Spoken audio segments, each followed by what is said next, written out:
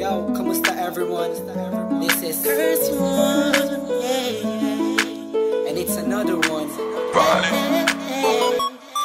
Here we go. Kahit anong gawin ko upang maalis lang sa isipan ko. Credit to Vibe Beats. Paano mo sila kamusabi kung paano ka tumingin sa Downtown Entertainment. Okay. Bigilan Beat mo, that pro. pintig ng puso ko. Hirap ko mang maamin sa'yo. Ako ay nabihag.